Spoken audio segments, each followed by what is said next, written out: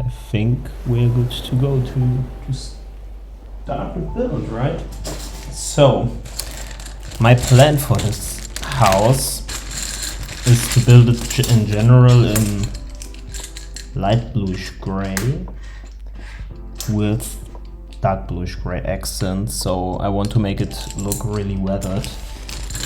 And yeah, maybe we can also find some cool techniques for the window. I've tried something off camera right before starting the stream, but we will see if that works or not. I want to use these cheese slopes, or mainly these cheese slopes, for some transitions between the light bluish and dark bluish gray part. So definitely not a new technique, but I still think in a building this could look quite cool. So these two bricks right here should simulate some impacts of bullets, so they have like this hole in here. I think this really works well for recreating bullet holes. Just not happy with the transition in here. Somehow it looks weird. We have to change that into light bluish gray right here. You plan out the whole mock first, or are you just beginning building it? Actually both. So I do have a rough plan when I start, but like most of the ideas are coming during the building process, I would say. I've mapped my mocks in the past, so I have like drawings of my old mocks. But to be honest, these sketches always didn't match the actual reality in the end. So at some day I've decided to not make it anymore, because yeah, the mocks always look way different than I've had them in imagination originally. So it simply wouldn't make sense for me to draw the builds and they turn out completely different in the end. So I'm like just having a rough idea of the build by taking some notes, research, taking looks at original pictures, and then basically just start with the build. That's how it works the best for me. I want to build big mocks. I see when watching other mock builds, but big and small. Yeah, so I like both. That's why I build both types of mocks. So I build bigger mocks. I also build smaller mocks because I like both types. But especially when you're a beginner, it doesn't make sense to start with a giant build, because you need to experience building techniques which you're gonna use in the bigger mocks, and the smaller you build at the beginning, the more techniques you can adventure. So I think especially in the beginning you should start with smaller builds. I think we just make a bit more of this wall and then continue with the first window. I'm doing another mock contest. Yeah, actually a lot of people keep asking this question, wondering how I could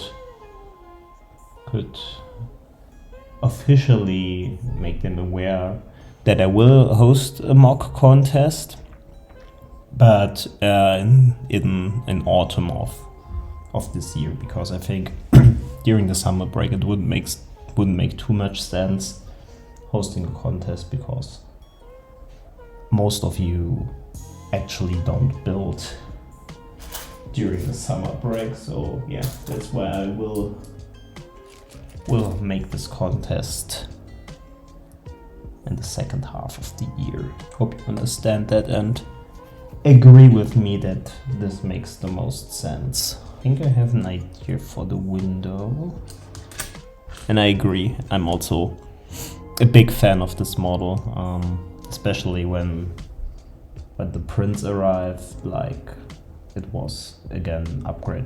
I still, actually it's a shame, I still haven't built the final version of this, but packed final versions for all of you who bought it.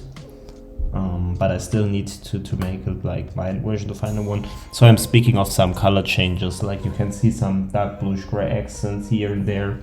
Those are mostly gone in the actual model. But yeah, other than that, I'm really happy with the King Tiger. And yes, I will make planes. I've made one modern or Cold War plane, the F-16. But I will also build World War II related planes this year. I thought about an Africa campaign collection, and I think this would be a good starting point for airplanes, especially for like the famous Messerschmitt. So yeah, that should be or can be the kickstart for this. Yeah, it's unfortunately on the more expensive side of kits due to the expensive parts, and also it's our biggest model, so I hope you can understand why the price tag is at this point. Construction isn't easy, so it is skill level 5 of 5, so most complicated model yet. Probably can't get more complicated, being honest with you. But all the shapes and stuff, and the side skirts, I swear the side skirts of this model were a nightmare. I've tried so many different techniques, and it took so much time until I was at a point where I was somehow satisfied with the model. It was really horrible, but luckily the model is done. So my idea is to have them at different levels, made it by using these modified bricks, and used plates for 3 of the tiles, and for 2 of them I didn't use any plates, so you have like this small profile, which I really like. And of course the window is supposed to be closed. And slowly it's coming together. Now we just need a door. We'll add it right here.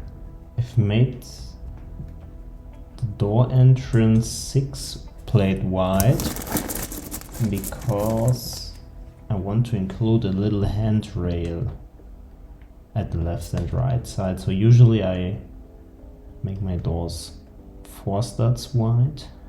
I think a little handrail could look good. Maybe I could use some candle pieces in tan just to bring in some more color. Let me grab them real quick. Sure, I also have these parts in light bluish gray. Can't find them at the moment. Well, I didn't found them, but I think I figured out an even cooler technique. So we'll use these ones in bluish gray, and then these Technic pins. Like so. This way we have the accents with the dark bluish gray, as well as the color of light bluish gray. So in the end, when we connect this whole build, the complete mock, we will have a 3rd layer of the handrail right here. I think it's the final size of the house. What would you say are the most important things when building a mock? For me, it's fig placement, color contrast, and terrain. I agree on all of these points, and I would add the point like, think out of the box, use some techniques you haven't seen, like several times on other builders' mocks. So yeah, just be creative and get most of the unique parts of your build come alive. So I think this definitely is important when building mocks. I think it would make sense to use kind of the same technique for the door we used for the window. Not using additional plates behind the modified bricks. It worked best. Yeah, exactly. And that's so thick posing is definitely important, and that's why I've tried to give my minifigures some new expressions this time. Like I've used strings to attach weapons at their back and side, so this really can add a lot to a mock. I agree on that.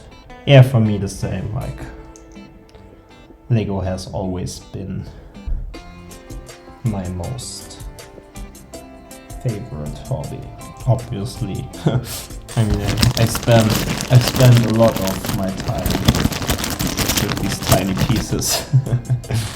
I watch anything Lego military. Yeah, I also love watching stop motions like from Tin Man and so. But my real passion still is building and having the focus on telling stories with just these standing bricks. What catches my attention the most, let me say it like that. You, among others, have been inspiration for me. Yeah, I actually also got my first inspirations of getting into this hobby by watching YouTube videos. So I think that is really a great way at our time to get inspired in the internet. So we definitely should use that option. I think the house is also maybe high enough at this point. I'm going to stream every Monday. So I've tested some days now, and given to my schedule, Mondays probably would fit the best. But it also depends on you guys, what you prefer. So I think I won't stream on the weekend because I like work the whole week with Lego, and yeah, at the weekend I need some time off. But like in the first half of the week would be my most favorite time of streaming. So if I see that this time also fits to you guys' schedules, I think we are going with like Monday or Tuesday. But yeah, probably we stick to Monday. Not sure yet though. But I have to say that the wall actually really looks like what I had in imagination. So it really has like this rough look of a building which has seen a lot of action in these 6 years of war.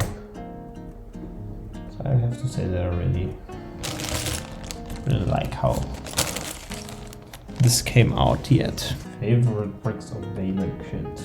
Probably the SD KFC 251, because you can use it in so many mocks and actually it fits surprisingly in 3 minifigures.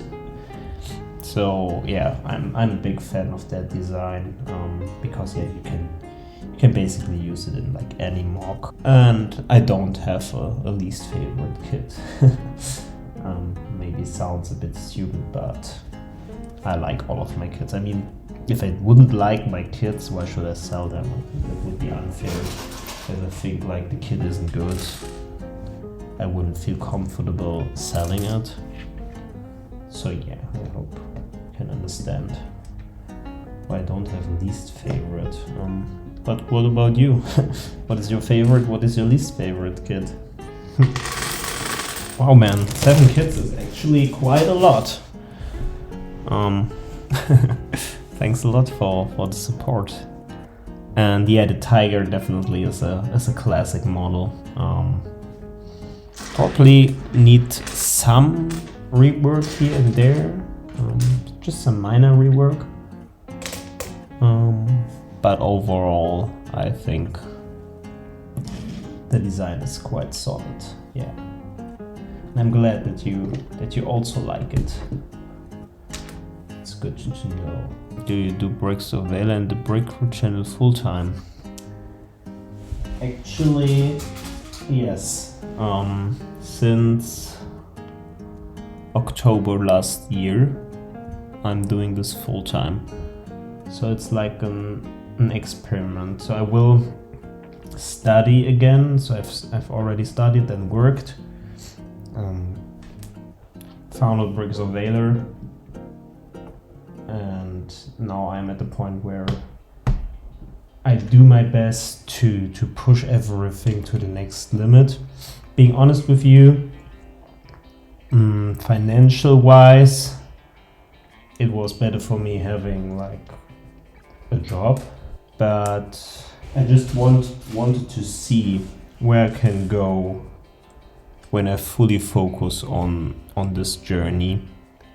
And yeah, that's why I am, at least at the moment, doing this full time. So like I said, I will study again starting in October, hopefully. At least that's the plan for now. And yeah, after that we will see where we are with all of this. But you probably noticed that we launched way more products since October than we did before. And yeah, the reason simply is because I'm doing it full time since then. So I'm making a mock with the oh yeah, yeah, right, you got the gray one, the OSFC, right? Actually, it was weird how Germans put like heavy guns on these light half tracks. So the gun was definitely too heavy for this half track, but somehow it still worked for them. Its performance at the front was surprisingly good for what it was. Don't try it out, you never... Exactly. That's what I thought. So in the end, you just see how it works when you really try it. And when you never try, you will never know. So probably this won't be enough to live from, but I would have been sad in like, I don't know, a few years when I have never at least tried it. It was definitely the right decision for now, so I don't regret it. But again, it definitely all performances need to improve if I really want to live from that for like a long period. Yeah, I get that a job offers stability, but you had new opportunity and book it. Yeah, exactly. Like you can have a job for like forever and have like the stability and do it like most of the people are doing it. But I said to myself, like, why not to choose a rough way? You cannot always choose the comfortable way. So this made me at least try to make a full-time job. I mean, technically it's a job, like I'm just doing what I love and other people like what I love to do. I mean, it's everyone's dream to do the job, to have a job that you love. Mostly you regret the things in life you haven't made, not the things you made. We're also close to finish that house. When did you start learning English? In school. We in Germany already have like basic lessons in primary school, and yeah, then I just had it all over the time in school. I also was like 3 weeks in Canada during the summer holidays where you are forced to speak English the whole day. which really helped me a lot. And I've talked to some people there, also some Germans, and they recommended watching international videos or listening to international podcasts, of course in English. And this actually helped me the most. So I wasn't bad at school in the English lesson, but what really helped me improving my English was to watch series in English, watching international YouTube videos. So that's actually how I learned speaking English. And I'm not a native, I'm far away from that. I also know that I have some mistakes here and there, but I think in general people can at least understand what I am saying. So the house is done. Thanks for joining. Have a good one. See you next time. Bye bye.